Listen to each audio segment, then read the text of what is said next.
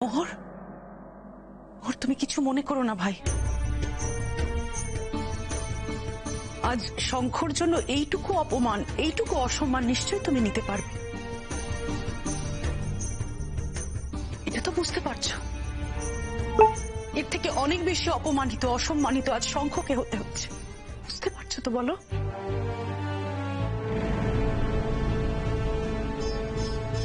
মোহর, বলো না, তোমার তোমার যদি কিছু বলার থাকে তুমি বলো। দেখো, ভালোবাসা তো কোনো অন্যায় না,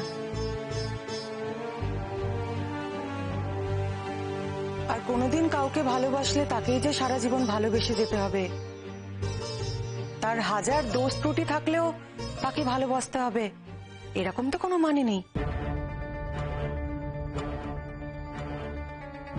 তাই আমি তোমাকে বলছি, তোমার যদি কিছু বলার থাকে তুমি বলো আমাদের সবাইকে। আমার মনে হয় মোহর, এবার তোমাদের সত্যি কথাটা বলা উচিত, আর ঢেকে রাখার কোনো মানে হয় না।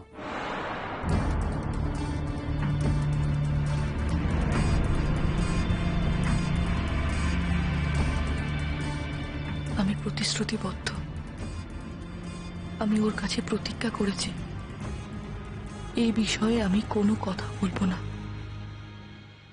তাই আমি এই বিষয়ে কোনো কথা বলবো না। আর যদি এই সত্যিটা জেনে যায় তাহলে ওরা মোহরের ওপর অনর্থক চাপ তৈরি করবে। মোহরকে এই কলেজে পড়তেই দেবে না, মোহরের কেরিয়ার নিয়ে ছিনি মিনি খেলবে। এটা আমি কিছুতেই হতে দেব না, কিছুতেই না। সুতরাং এই কথাটা আমি বলতে পারবো না। ও যদি বলে তাহলে ঠিক আছে, ও যদি নিজের থেকে না বলে তাহলে ওর অনুমতি ছাড়া আমি কথা কখনো বলতে পারি না।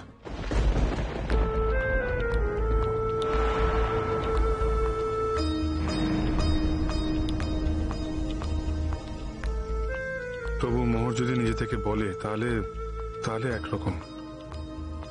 আমি যখন মোহরকে বারণ করেছি তখন আমি তো আর এই কথাটা বলে দিতে পারি না। আমি এইভাবে ওর ক্ষতি করতে পারি না, না না, এইভাবে ক্ষতি করতে পারি না। তোমরা আসল কথাটা কেন কেউ বলছো না?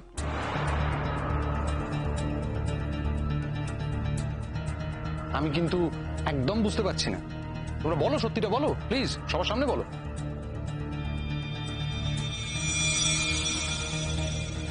আসল কথা মানে কিসের আসল কথা?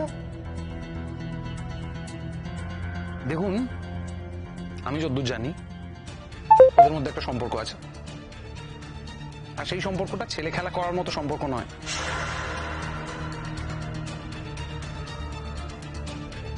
শুনলেন তো অফিসার,